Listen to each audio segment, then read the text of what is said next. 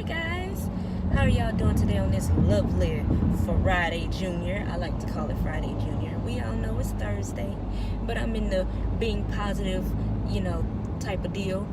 So I call it Friday Junior because we're close to Friday.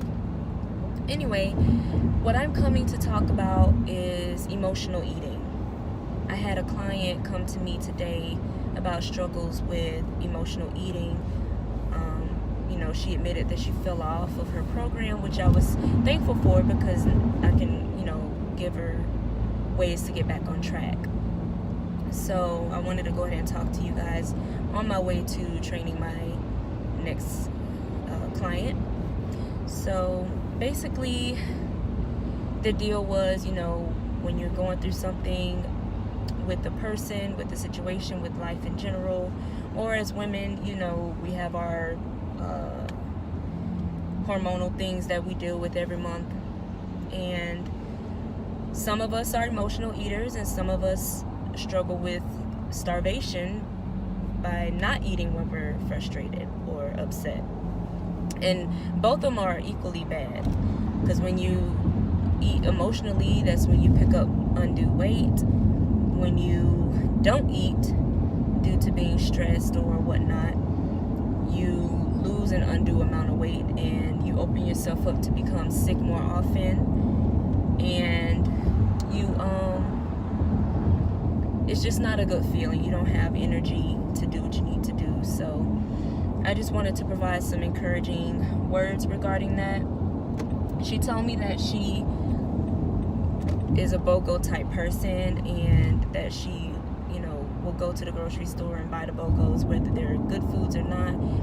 And I told her, the best thing to do with that is, if you have a temptation of trying to eat something sweet or whatnot when you're feeling a certain type of way, my suggestion is try to keep some fruit around, that way, and not have so many not so healthy snacks around. Because of course, if you have ice cream and chips and cookies around, you're going to be tempted to,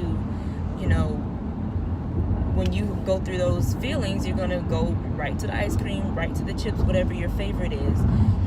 So I just told her, that you should basically keep something healthy around, whether it's like the fresh veggies or fresh fruit. That way, if you get that sweet tooth, you can pop a strawberry or a mango or whatever your favorite fruit is. Mine happen to be grapes and pineapples. I love watermelon as well. I do also like bananas, and I'll eat apples with peanut butter. That's like the only thing I could really... That's the only way I can eat apples, because I was never one to eat apples until I tried it with peanut butter. I was like, I have got to find a way to eat apples because I keep hearing about how good apples are for you. And so, that's my healthy snack every day is apples with peanut butter. So, just want to give that encouraging word to you guys. Just look at it as, your body is a temple. God gave it to you. It's the only body you will ever have. And if you think about the fact that it's your temple, it's yours. And when we make decisions, we already know exactly what that decision is going to do, how it's going to affect us, whether good or bad. So we know when we eat emotionally that it's going to negatively affect us. It's just that we're so into our emotions that we don't have that light switch to tell us, hey, pull away. It's not worth it, because you're going to regret the after effects. So I'm going to challenge you ladies today to just build yourself, build your strength, to just have that light switch come on and be like, you know what? It's that willpower. Have enough willpower to be like, this is me. I'm not going to allow any human being to take away something that's precious to me. A lot of times in our bodies, we're not confident with the way it looks. We feel insecure about it. We feel like we don't look sexy in certain outfits because of whatever reasons they are. We get bloated. So many things that cause us to look negatively upon ourselves. The bloating, we can't really do anything about that. That's just a part of life. But what you eat contributes greatly to all of the functions that a woman has in her body. And if you take the time out to just, look into what foods work best with your body and stay away from the foods that are not necessarily best, the greasy foods, the sweet foods that are not healthy, because we have sweet foods that are healthy, but anything you consume should be done in moderation. A lot of people have the misconception that when I eat things that I only eat healthy. I eat healthy majority of the time, but I don't only eat healthy. I'm human as well, and I want to enjoy life as well. So I love ice cream. I'm not even going to sit here and tell you. I love ice cream. I love potato chips. But guess what? I'm not going to eat potato chips and ice cream all the time, because if I eat things like that all the time, and then every once in a while eat healthy, what I eat the most is going to show up. So I always tell people you cannot out-train a bad diet. And a lot of people have that misconception about the term diet, so I don't really like to use that term so much, just because of the negative connotation it has behind it. I like to use the term nutrition. You need to make sure that you have a good nutrition. I know you see my son back there. He's soaking up all the information I'm giving y'all. Say hey, boo. So, oh, that's my youngest son back there waving too. But basically, I just felt it. I felt the need to share that information. Think about it like, this is my body. I'm not going to allow nobody to take away what's important to me. I would hope that your body is important to you and that your health is important to you. A lot of times I'll hear people say, I need to eat healthy, I need to do better, but they don't necessarily take that step ahead to eat better and be more healthy. So if you look at your body as a temple, a lot of times we go to the store, we buy these nice shoes, these nice purses, these nice clothes. We spend all this money on these things so we can look good when we have them. But if we're willing to spend that kind of money to look good on material things, why not invest in the foods you put into your body so that your body can look good? Because frankly, I would say that my health and my body is more important than a material item. Foods, a lot of people say, oh, it's so expensive to eat healthy. It may be more expensive to eat healthy because it's more authentic food. But I would much rather spend $50 on something that's healthy for me than to spend $50 on a bag. And that's just me being real. That's how I do it. But I want to empower us women to just be healthy. Take back your life. It's yours. God gave it to you. God blessed you to be on this earth. Whatever your faith base is totally fine. But either way, your body is your body. And it's the only one you will ever have for so long as you ever will live. So why not invest in the right foods for your body? Chips Ahoy, Oreo cookies, milkshakes, and French fries, they're okay every once in a while. But they're not okay all the time to just be snacking on. And I highly recommend not to have that stuff around the house all the time.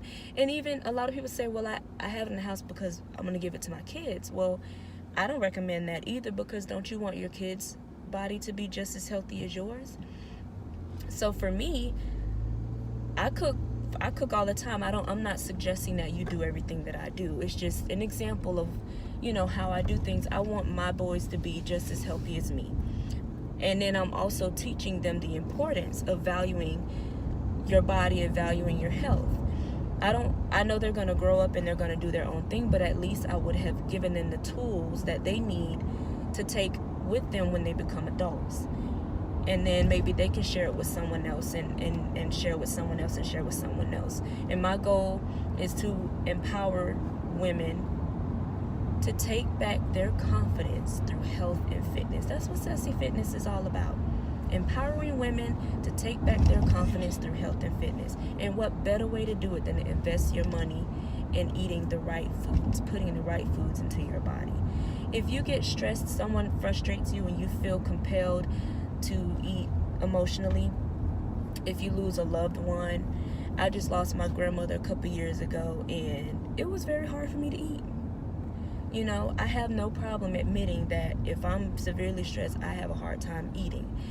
So what I do, and I also get really busy, and what I do for myself is I set alarms to make sure that I eat, because my day can be going so crazy and I get so caught up in what I'm doing that I'm not thinking about food. I'm thinking about completing whatever it is I'm working on at that time. But with me setting alarms, and I have a Apple Watch that vibrates when my alarm goes off, it's like, oh, okay, you need to eat. And then really?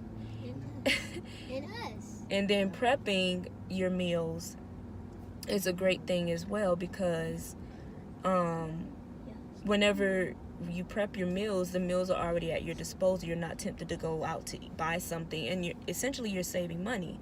You know, I like to prep on Sundays, my biggest amount of meals, and then I might cook a little something to prep for on Wednesdays for Thursday and Friday. Saturday I can do my own thing on Saturday because I'm at home. But whenever I'm working, I make sure that I have meals that I can, when my alarm goes off, I'm like, okay, I can grab this or I can grab that.